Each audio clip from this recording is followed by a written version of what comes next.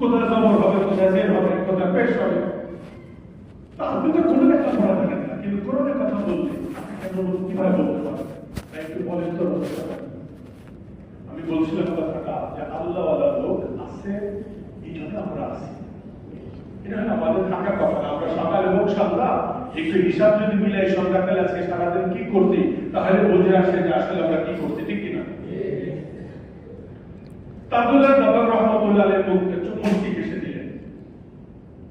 আমি অন্ধ, আমি চোখে দেখি না, কিন্তু আপনার কথা কিন্তু আমি শুনতেছি।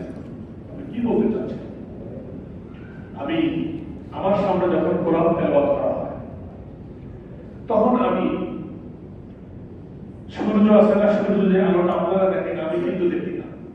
অন্ধ বলতেছে, আব্দুল্লাহ বাবা রহমতুল্লাহ বলে, আমি কিন্তু সূর্য দেখি না। সূর্যের আলো যে অনেক পাওয়ারফুল, এটা আপনারাও জানেন, আমিও জানি, কিন্তু সূর্যের আলোটা আমি দেখতে পাই, কিন্তু আমি চোখে দেখি না। আমার সামনে যখন কোরআনে কারিমের কোনো কথা বলা হয়, তখন আমি সূর্যের আলোর চেয়ে বেশি আলোর মতো আমার চোখের সামনে ভেসে ওঠে। আমি বলে দিতে পারি, এইরকম আলো কোরআন ছাড়া কারো হতে পারে না। আমার সামনে যখন কোনো হাদিস বলা হয়, তখন আমি বলতে পারি যে এটা হাদিস কোরআনের চেয়ে কি এক লেভেল নিচে। যদিও লেভেল বলা ঠিক না, কোরআনের পরে স্তর। আমি এটা বলে দিই, তখন দেখি আমি সূর্যের আলোর চেয়ে একটু কম, চাঁদের আলোর মতো ঝলমল করে, তখন আমি দেখি এবং বলে দিই এটা কোরআন না, এটা কি হাদিস। আমার সামনে যখন কোনো বুজুর্গের কোনো কথা বলা হয়, তখন এর চেয়ে আরো হালকা জিনিস আমি দেখি, তখন বলতে পারি এটা কোরআন না, হাদিস না। আমার সামনে যখন কোনো কাল্পনিক গল্প বলা হয়, তখন আমি বলতে পারি এটা কোরআন না, হাদিস না, অন্য কিছু না, এটা বানানো জিনিস, এটা আমি বলতে পারি। তাহলে বোঝা গেল আব্দুল আজিজ কাফফার রহমাতুল্লাহ আলাইহি এমন এক বুজুর্গ ছিলেন, যিনি কোরআন পড়তে পারতেন না, দেখেনও না, আলো সম্পর্কে তার অবগত না, কিন্তু তার সামনে বলার সঙ্গে কোনটা কোরআন, কোনটা হাদিস, কোনটা বানানো জিনিস আর কোনটা বুজুর্গের আমল, সঙ্গে সঙ্গে সেটা তিনি বলে দিতে পারতেন। কিসের কারণে? আল্লাহ পাক একটা দিল দিয়েছিলেন। আগেই বলেছি, আল্লাহ হাদিসে কুদসির মধ্যে আছে, আমার সমাজের মধ্যে, আমার দুনিয়াতে এমন কিছু বান্দাকে আমি তৈরি করেছি, যার চোখ আমার চোখ, যার মুখ আমার মুখ, যার গলা আমার গলা, সে যখন কসম দেয় আমি তা পুরা করতে ব্যর্থ হয়ে যাই। ইমাম আবু হানিফা রাহমাতুল্লাহ আলাইহি, কিন্তু অনেক বুজুর্গদের কথা বললাম, অনেক হাই লেভেলের কথা। আপনি আরো নিচে আসেন, আরো নিচে আসেন, 200 আরো কয়েকশো বছর নিচে চলে আসেন, আমাদের ইমামের কাছে চলে আসেন, ইমাম আবু হানিফা রাহমাতুল্লাহ আলাইহি। ইমাম আবু হানিফা রাহমাতুল্লাহ আলাইহি বুজুর্গ ছিলেন, আল্লাহওয়ালা ছিলেন। তিনি, আমরা হাদিসে পাকের মধ্যে পড়েছি, আপনারা ওই পুস্তকে হয়তো পড়েছেন, যে বান্দা যখন ওযু করে, ওযু করার সঙ্গে সঙ্গে হাতের দ্বারা যে গুনাহ হয়, সেই গুনাহগুলি কি পানিতে ধুয়ে যায়। এমনকি যখন ওযু শেষ হয়, সব গুনাহ থেকে আল্লাহ বান্দাকে পাক সাফ করে দেন। কুফার মসজিদে হযরত আবু হানিফা রাহমাতুল্লাহ আলাইহি ওযু করতেছেন, ইতিমধ্যে আরেকটা ব্যক্তি ওযু করতেছে।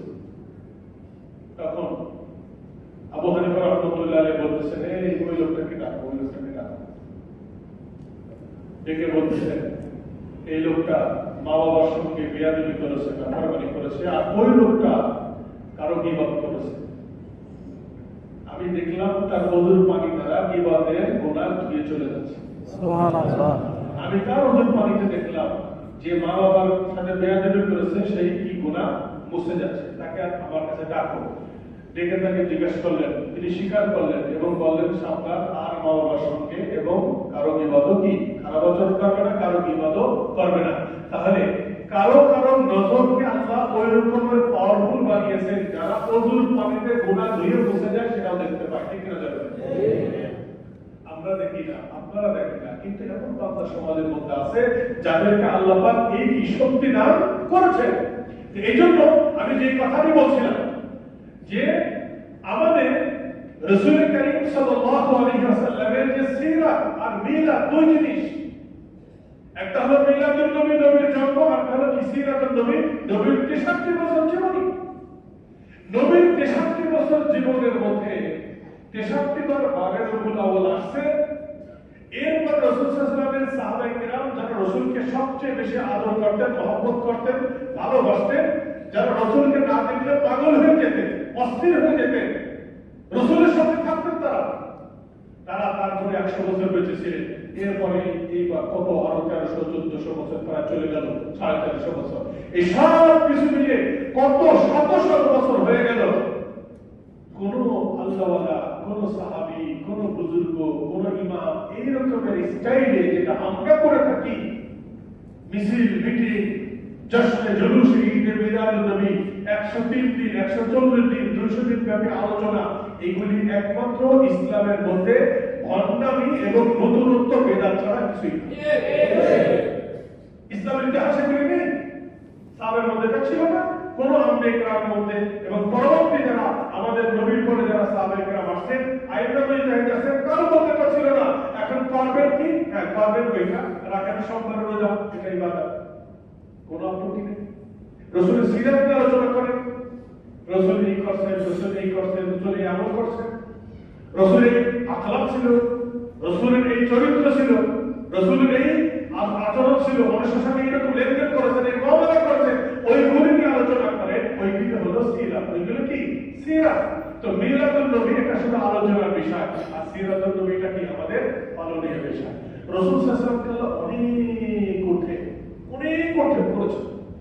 আল্লাহ পাক নিজের কসম খেয়ে বলেছেন, আমি রাসূলের নবুয়ত হলো নিজস্ব, রাসূলের নবুয়ত হলো নিজস্ব, এটা তার অধিকার। আর অন্য সকল নবীরা হলো নবী হয়েছে নবীর সৌজন্যে, সুবহানাল্লাহ, নবীর সৌজন্যে। যদি বলেন এটা কিভাবে? সূর্যের একটা নিজস্ব আলো আছে, আপনারা বই পুস্তকে পড়ছেন, সূর্যের একটা কি আছে? বিশেষ নিজস্ব আলো আছে। তারকা এবং আরো কি বলে চাঁদ, এগুলো সূর্যের আলো থেকে কি করে? আলো গ্রহণ করে। এই জন্য আমি মিসাল দেওয়ার জন্য আপনারা বলছি, আমাদের নবীর মিসাল হলো আকাশের সূর্যের মতো, যা নিজস্ব আলো আছে। আর অন্য সকল নবী হলো সূর্যের আলো থেকে আলো গ্রহণ করে, যেমন চাঁদে আলো পায়, তারকা আলো পায়, আরো নক্ষত্র আলো পায়। আমাদের নবীর নিজস্ব কি আছে? পাওয়ার আছে। সেই নিজস্ব আলো দিয়ে আল্লাহ পাক তাকে কি বানিয়েছে? নবুয়ত দান করেছে।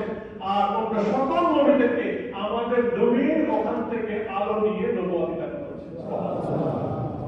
এই জন্য হযরত আদম আলাইহিস সালাম সর্বপ্রথম নবী, সর্বকি প্রথম নবী, প্রথম মানুষ। আল্লাহ তাআলা বলেন, আমি প্রথম হযরত আদমকে বানিয়েছি, কিন্তু রূহ হিসেবে, রূহকে যখন তৈরি করেছি, আমি সর্বপ্রথম মুহাম্মদ সাল্লাল্লাহু আলাইহি ওয়াসাল্লাম রূহকে তৈরি করেছি। সুবহানাল্লাহ। রাসূল সাল্লাল্লাহু আলাইহি ওয়াসাল্লাম এটা ভিত্তিতে বলেছেন, কুনতু নবিয়্যান ওয়া আদামা বাইনা রূহি ওয়াল জাসাদ। আমি তখন থেকে আল্লাহ পাক নবী বানিয়েছেন যখন হযরত আদম পানি এবং মাটির মধ্যে ছিল। সুবহানাল্লাহ। এর আগে থেকে কি তিনি সিদ্ধান্ত নিয়ে রাখছেন আল্লাহ পাক তাকে কি বানাবেন? নবী বানাবেন, তবে সবার শেষে তিনি কি আসবেন? দুনিয়াতে আসবেন। ইতিহাস দেখেন, আদম আলাইহিস সালামের জন্ম হইল, বিবি হাওয়াকে তৈরি করলেন, বিবাহ পদ্ধতি চালু করলেন, তাকে তার সঙ্গে বিবাহ দিলেন, আল্লাহ পাক নিজে সাক্ষী হইলেন, ফেরেশতাদেরকে ডাকলেন। ইতিহাস, আদম হওয়ার বিবাহ। জিবরাইল ফেরেশতাকে ডাকলেন, তারা জিজ্ঞাসা করো বিয়ে করতে হলে মোহর দিতে হয়, মোহর দাও, টাকা পয়সা লাগবে। আদম বলেন, আমি টাকা পয়সা কই পাবো? টাকা পয়সা কথা বলছে, আসলে তো টাকা না, তৎকালীন জমি যেটা ছিল সেটা, এটা রহস্যময় ঘটনা। তখন আল্লাহ তাআলা জিবরাইলের মাধ্যমে আদম আলাইহিস সালামকে বললেন, তোমার টাকা পয়সা মোহর দেওয়া লাগবে না, শেষ জমানার একজন নবী আসবেন, তাকে আল্লাহ আগে সৃষ্টি করেছেন, তার উপর 16 বার দুরূদ শরীফ পাঠ করো। সুবহানাল্লাহ। আর এই কথা বলো, আল্লাহুম্মা সাল্লি আলা মুহাম্মাদ, আল্লাহুম্মা সাল্লি আলা মুহাম্মাদ। তাহলে দুরূদ শরীফ মোহর হইতে পারে, ঠিক কি না? দুরূদ শরীফ কি হতে পারে? মোহর হতে পারে, যদি টাকা না থাকে। মিশকাত শরীফের হাদিসের মধ্যে কিতাবুন নিকাহের মধ্যে অনেক ঘটনা আছে। কিতাবুন নিকাহ মানে একটা নিকাহ, বিবাহ পরিচ্ছেদ। ওখানে কোন কোন সাহাবায়ে কেরামকে রাসূল নিজে বিবাহ দিয়েছেন, গরিব সাহাবা। এবং সে তোমার বিয়ের আগে মোহর দিল, ইয়া রাসূলুল্লাহ, কোন মোহর দেওয়ার কিছু নেই, কোন টাকা পয়সা দিলাম দিলাম কিছু নেই। তখন খেজুর দিয়ে আসলে, খেজুর নেই। তাহলে কি দিবা? তা 3বার সূরা ইখলাস পাঠ করো, আর তোমার স্ত্রীকে কোরআন শিক্ষা দেবা, এটাই তোমার মহর। তোমার স্ত্রীকে কোরআন শিক্ষা দেবা সহিভাবে, এটাই কি তোমার মহর। তাহলে কোরআনের আয়াত দ্বারা কি হয়? মহর হয়। একার কারণে দুটো খেজুর দ্বারা কি হয়? মহর হয়। দুরূদ শরীফও কি হয়? মহর হয়। আমার বলার উদ্দেশ্য হইল না আদমকে আল্লাহ তৈরি করলেন, নবী দুনিয়াতে আসে নাই, আর বললেন কি নবীর উপর কি করো? দুরূদ পাঠ করো। তাহলে ওখানে কি আমাদের নবী শ্রেষ্ঠত্ব বোঝা যায় কি যায়? আসেন আরো পরবর্তী হযরত আদম আলাইহিস সালামকে আল্লাহ সৃষ্টি করার পরে তিনি অস্থির হয়ে গেলেন, বালের হাড্ডি দ্বারা আর হাওয়াকে তৈরি করলেন এবং বলেন যে উসকুন আনতা যাওজুকাল জান্নাহ আকুলা মিনহা রাগাদান হাইসু শিতুমা ওয়ালা তাকরাবা হাযিহি শাজারাতা ফাতাকুনা মিনাজ জালিমিন। থাকো জান্নাতের মধ্যে, আরামে থাকো, খাও, আমি খাবার পাঠাচ্ছি, আসমানি খাবার, নিরাপদে থাকো, বিবিকে সহ থাকো। উসকুন আনতা ওয়া যাওজুক, তুমি এবং তোমার বউ নিয়ে জান্নাতে থাকো, কিন্তু ওই গাছের কাছে যাবে না। যদি যাও তাহলে কিন্তু অপরাধী। জালিমিন মানে এখানে অন্যায়কারী। শয়তানকে ধোঁকা দিলেন, শয়তানকে ধোঁকা দিয়ে কসম খাইলেন।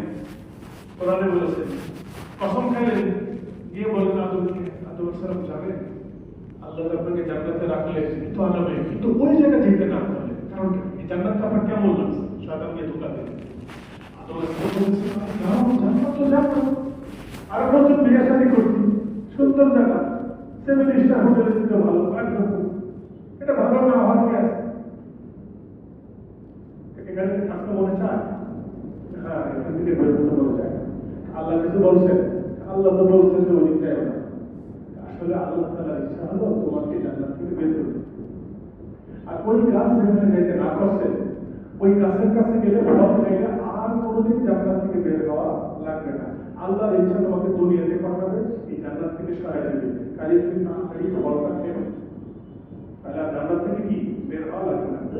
কত সুন্দর উপদেশ দিলেন, কাছাকাছি গেলে পাম্পটি দিলেন, এক কথা গিয়ে নসিহত করলেন। কোরআন এটা বলেছেন ওয়াকাসামাহুমা ইন্নী লাকুমা মিনান নাসিহিন। শয়তান নবী তো ধোঁকার সাথে খাচ্ছে না, যখন নবী বিশ্বাস করতেছেন আদম আলাইহিস সালাম, তখন শয়তান কসম খাইলেন, যেটা কোরআনে বলেছেন ওয়াকাসামাহুমা ইন্নী লাকুমা মিনান নাসিহিন। আদম আপনি বুঝতেছেন না, আমি আল্লাহর কসম দিয়ে বলতেছি, এটা করেন, আমি আপনাকে উপদেশ দিচ্ছি, এটা আপনার জন্য ভালো হবে, যান ফলের কাছে যান, এটা খান ওই গাছের কাছে। তাহলে শয়তান কি সুন্দর পদ্ধতিতে ধোঁকা দেয়, ঠিক না? করালেন, ধোঁকা দিলেন, ধোঁকা পড়ে গেলেন, আল্লাহ নারাজ হয়ে গেলেন। নারাজ হওয়ার পরে আদম আলাইহিস সালামকে আবার ফেরেশতা দিয়ে বললেন তুমি এখন আল্লাহর কাছে মাফ চাও। মাফ চাইতেছে, ক্ষমা চাইতেছে, তওবা করতেছে, কাজ হয় না, আল্লাহ পাক সন্তুষ্ট হয় না, রহমতের নজরে তাকায় না, দীর্ঘদিন যাচ্ছে। কেউ কেউ বলে 300 বছর, 300 বছর, 350 বছর, এরকম ঠিক আছে, তওবা করতেছে, কাজ হয় না। আল্লাহ তাআলা হঠাৎ জাগ্রত করে দিলেন হযরত আদমের দিলের মধ্যে যে জান্নাতের দরজায় লেখা ছিল লা ইলাহা ইল্লাল্লাহ মুহাম্মাদুর রাসূলুল্লাহ। লা ইলাহা মানে তো বুঝলাম, নাই কোনো আল্লাহ, ইল্লাল্লাহ একমাত্র আল্লাহ, মুহাম্মাদুর রাসূলুল্লাহ অর্থ যদি বলি যে আল্লাহ ছাড়া কোনো মাবুদ নেই, মুহাম্মদ সাল্লাল্লাহু আলাইহি ওয়াসাল্লাম আল্লাহর রাসূল। আল্লাহ তো আল্লাহ, মুহাম্মদ কি? এই নাম তো কোনো ব্যক্তির নাম, এই নামের সঙ্গে আল্লাহর নাম মিলল কিভাবে? তাহলে নিশ্চয়ই আল্লাহর নামের সঙ্গে যে নামের মিল, এই নামটা মনে হয় আল্লাহর প্রিয় নাম। নিজে নিজে হত্যা দিলেন মনে মনে। হঠাৎ একদিন বললেন আল্লাহ বহুত তওবা করলাম, আপনার নামের সাথে একটা নাম দেখলাম মুহাম্মদ, আবার শেষে রাসূলুল্লাহ, ওই নামের উসিলা আমাকে মাফ করে দেন। আল্লাহ মাফ করে দিলেন। আল্লাহ কি বলেন? মাফ করে দিলেন। তাহলে আদম আলাইহিস সালামের তওবাও কবুল হয় আমাদের নবীর নামের উসিলায়। সুবহানাল্লাহ। আমাদের নবীর নামের উসিলায় নবী আদম যিনি প্রথম ব্যক্তি, প্রথম নবী, তার তওবা আমাদের নবীর নামের উসিলায় কি হয়ে যায়? কবুল হয়ে যায়। আমাদের নবীকে আল্লাহ কোথায় নিয়ে রাখছেন চিন্তা করে দেখেন, যেখানে আল্লাহ সেখানে আল্লাহ রাসূল, ঠিক না? আপনি আযান দিবেন আশহাদু আল্লা ইলাহা ইল্লাল্লাহ, আযান হয়ে গেছে না? আছে আশহাদু আন্না মুহাম্মাদান রাসূলুল্লাহ। আযানের সঙ্গেও আল্লাহ, আল্লাহর সঙ্গেও মুহাম্মদ সাল্লাল্লাহু আলাইহি ওয়াসাল্লাম আছে কি নাই? নামাজ পড়বেন, নামাজ পড়ার পরে আত্তাহিয়াতু পাঠ করবেন। আত্তাহিয়াতু যদি না পাঠ করেন নামাজ হবে? ওয়াজিব ছুটে যাবে। আল্লাহ বলেছেন আমার নবীর উপরে দরুদ পড়বা না, নামাজই হবে না। সুবহানাল্লাহ। তাহলে আমাদের নবীর ইসলামটা কোথায় গিয়ে আল্লাহ পাক রেখেছেন? নবীর উপরে দরুদ নাই, নামাজ নাই, নবীর নাম নাই, আযানও নাই, আযানও নাই, নামাজও নাই, তাহলে কি কোন কিছু আছে আমাদের ইবাদত? তাহলে আল্লাহ তাআলা আমাদের নবীকে এমন একটি স্তরে রেখে দিয়েছেন যে যেখানেই যাবে সেখানেই মুহাম্মাদুর রাসূলুল্লাহ। সময় নেই, আলোচনা ধারাবাহিক হবে ইনশাআল্লাহ। এই জন্য বলছিলাম যে আমাদের মিলাদুন নবী, সিরাতুন নবী দুই জিনিস। মিলাদুন নবী হলো এটা আলোচনার বিষয়, পালনের বিষয় নেই। সিরাতুন নবী পালনের জিনিস, ৬৫ বছরের জিনিস। আমরা এমন কোন মিলাদ মাহফিল, এমন কোন জিনিস জাস্ট জুলুস ইবনে মিলাদুন নবী যেটা বানানোর জিনিস রাসূলের ইন্তেকালের ৮০০ বা ৯০০ বছর পরে যারা বানিয়েছে, কারা বানিয়েছে না বলার আজকে আমার সময় নেই, সময় শেষ হয়ে গেছে। এটা লাহোরের এক ব্যক্তি আর কুফার এক ব্যক্তি। কুফার তৎকালীন যুগে মুজাফফরউদ্দিন কুকরি একজন বাদশা ছিল, মুসলিমের বাদশা। ওই বাদশার সময় যেই বাদশা ছিল সে ছিল ঈমান এবং ইসলাম আলেম ওলামা বিদ্বেষী। তিনি এই মিলাদ মাহফিলকে চালু করেছিলেন। সেখান থেকে ধারাবাহিকভাবে এই ভণ্ডামি বাংলাদেশ থেকে সারা বিশ্বে কি টুকটাক ছড়িয়ে গেছে। এখন আবার এগুলি বন্ধ হয়ে গেছে। এই জন্য কোন ইসলাম বিদ্বেষী, কোরআন বিদ্বেষী কোন জিনিসের বানানোর জিনিসটাকে আমরা ইসলামের হিসেবে নিতে পারবো। আমরা ওইটাই করবো যেটা কোরআনে আছে, হাদিস আছে। রাসূল সাল্লাল্লাহু আলাইহি ওয়াসাল্লামের সাহাবায়ে কেরাম যেটা করেছেন আমরা সেটাই করবো। আল্লাহ তাআলা আমাদের বোঝার এবং আমল করার জন্য তৌফিক দান করেন। সম্মানিত মুসলিম কেরাম, আমি গত জমা একটা বিষয় আলোচনা করেছিলাম। আমি সেই ঘোষণাটা দিচ্ছি যে আমরা মাসের 2 দিন কমপক্ষে আমরা বাদ মাসের থেকে নিয়ে আধা ঘন্টা 40 মিনিট যেই সময় হয় আমরা কিছু ধর্মীয় আলোচনা, কিছু দ্বীনি আলোচনা, কিছু আমাদের ফিউচার নিয়ে, ভবিষ্যৎ নিয়ে, ইসলামিক আমরা কিভাবে ডেভেলপ করতে পারি এই বিষয় নিয়ে কোরআনের তাফসীরের নামে কিছু আলোচনা হবে। আজকে থেকে ইনশাআল্লাহ শুরু হবে। আপনারা সবাই বাদ মাগরিব যাদের সময় আছে, মুরব্বীরা তেমনি থাকেন, আমি বিশেষ করে দাওয়াত দিচ্ছি যুবকদেরকে, তাদেরকে থাকার জন্য আমি স্পেশালি দাওয়াত দিচ্ছি। আল্লাহ তাআলা যেন আমাদের থাকার তৌফিক দান করেন। সংক্ষিপ্ত সময়